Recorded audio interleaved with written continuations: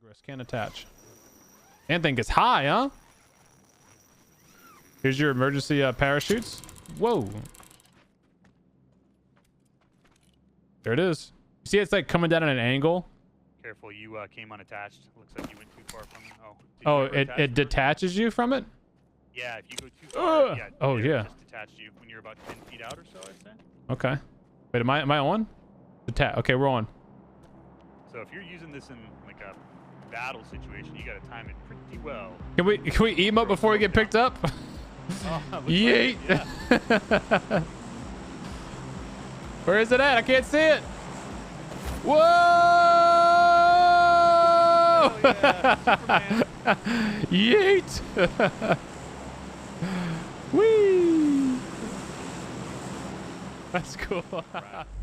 Hey, what's going on, guys? Welcome back to the channel. Today's video, we're going to be reviewing patch notes 11.1, which are coming to live servers next Tuesday, and they're out on the test server now.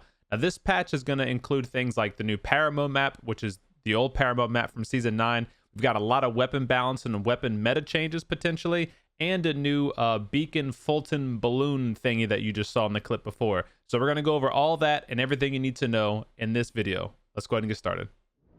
So starting off with Season 11 patch notes, we've got ranked rewards from Season 10. If you achieved Gold 5 or better, you're going to unlock the Gold and Black Morado. And if you unlocked Diamond 5 or better, you're going to be getting the new parachute on top of that Black and Gold parachute. Now here's the kicker though.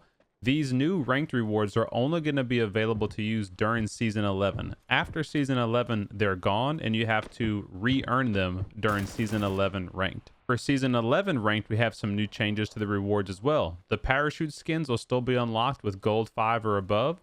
There'll be no new vehicle skins being added, but instead you're going to be getting animated emblems if you reach Platinum or higher, and the Master and Top 500 ranked players will get a new nameplate and emblems too. For ranked, they're also going to be increasing the weapon and item spawns by about 30 to 40% to closer match the esports settings, so that should be good for all of our ranked buddies. Okay, so now on to map changes. I know this is kind of a sore topic for a lot of us. We don't have any brand new big maps, nor the Miramar remaster that we've been kind of hoping for. Instead, we do have a couple of nice things though.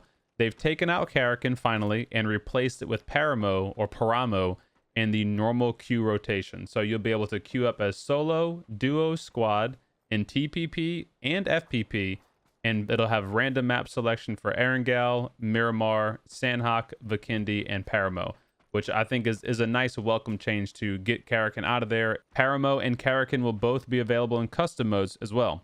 Now, a couple quality of life changes to Paramo. They've added another random city location that can change, so that's 4 changeable locations. They've added loot to the little secret caves that you need the key for, and the loot helicopters. They've improved terrain and cover in the fields. And Paramo will be played with 64 players, but it will include bots just like Karakin did. Now, if you're listening to some of these updates and you're not quite sure what I'm talking about, I have a video that I'll link top of this video and in the description below, where I went over all of the Paramo need-to-know changes in Season 9, where to find the loot caves, how to take down the helicopters, everything you need to know about Paramo and more, and I'll link that above or down in the description. Now, another map change is Haven. That's being removed for now, but we can expect to see other map rotations in the coming seasons, and this was confirmed by one of PUBG's community managers, Steve.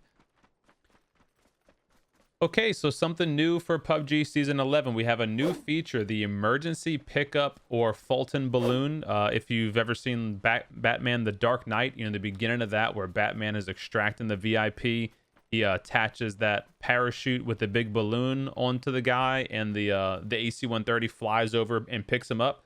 That feature has now been added to PUBG, and I'll admit, it might be a bit of a novelty item, but it is super, super cool to use. It's going to be found on Erangel, Miramar, Vikindi, and Sandhawk.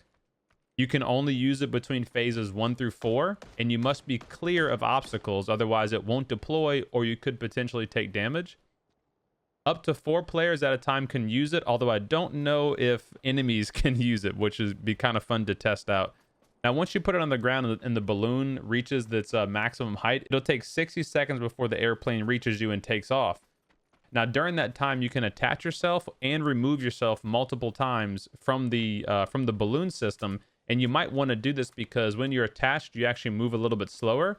and you can only go about 10 feet away from the balloon before the game auto detaches you. And this obviously can be an issue, because if you deploy this thing out in the open somewhere where you kind of need to be, it's going to be quite easy for teams to see the balloon, and then also to maybe take advantage of that and shoot you while you're vulnerable. So keep that in mind. We might want to deploy a smoke or two while waiting for that plane to come pick you up.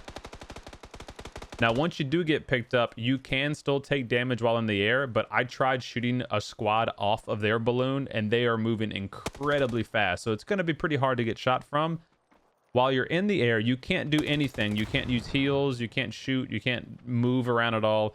You're just attached to the zip line. And then once you jump off, which you can jump off at any point, you'll be able to skydive and then redeploy a parachute just like you would during the beginning of the game.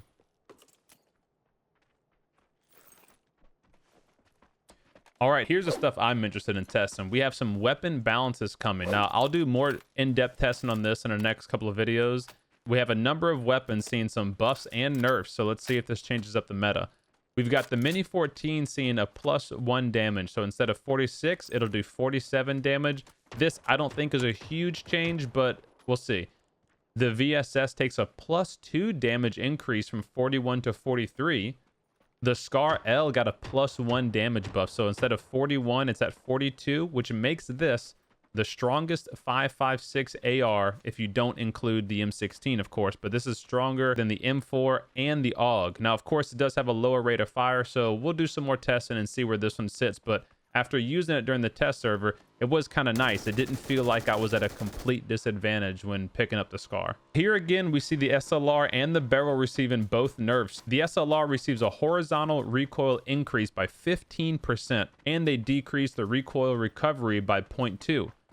The Beryl received a horizontal recoil magnitude +5%, horizontal recoil speed +1, and a vertical recoil speed +1.5. Now, if you're not quite sure what those stats mean, I just got done making my ultimate PUBG attachment guide where I went over all the attachments and how they can affect your weapon. And we go over a lot of those different terms like recoil recovery, recoil speed, all that kind of stuff. So if you haven't watched that, go check it out and learn everything you need to know about every PUBG attachment. I'll link it above your video and then in the description below. Okay, moving along, we got the Mastery medal updates. Now, these are just those little in-game medals that you receive by doing certain feats in the game, like squad wipe, chicken dinner, etc. And you can see those in your career customized menu. PUBG ID is coming back with some more updates, so you can now choose 2 of your favorite medals to display and customize from the ID tab. The ID tab can be found in the main UI, go into Customize, and then PUBG ID. They've made a controversial kill feed update where they removed the text only option and now made everything icon only. They also increased the brightness to make it a little bit easier to see. Although some of my buddies and some of the community folks have said they actually preferred the text icon because it was easier to differentiate which weapons were being used in game, which I thought was interesting because I never thought about that before, but we'll see if PUBG brings back the text feed. Now, in place of the text feed, they did add a new feature called a match log, where you can access that in-game by just hitting escape and going down to match log. And this gives you full text of every kill that happened in the game, who killed who, with what weapon. I don't think that's going to be used that often, to be honest, but maybe in more competitive games it might be. Now, in terms of new item skins, we have the new gold and silver Beryl, some new sports-themed items, and some new Corgi stuff. But there's no Survivor or Season Pass announced yet. And in fact, we can expect to see probably multiple Survivor passes throughout each season, since now they've said Survivor passes don't need to be tied to the actual season itself. Reputation score is getting some quality of life changes, so it won't be impacted for dodging the game if you leave before the plane takes off or after you die. And the match and the end of game match survey is going to be changing too. So instead of like the I enjoyed it, it was okay, I didn't enjoy it match, they're going to give us something new to look at. And lastly, for the TDM game mode, they've reduced the instances of Sandhawk, so we'll have a little bit more variety of some of the other maps.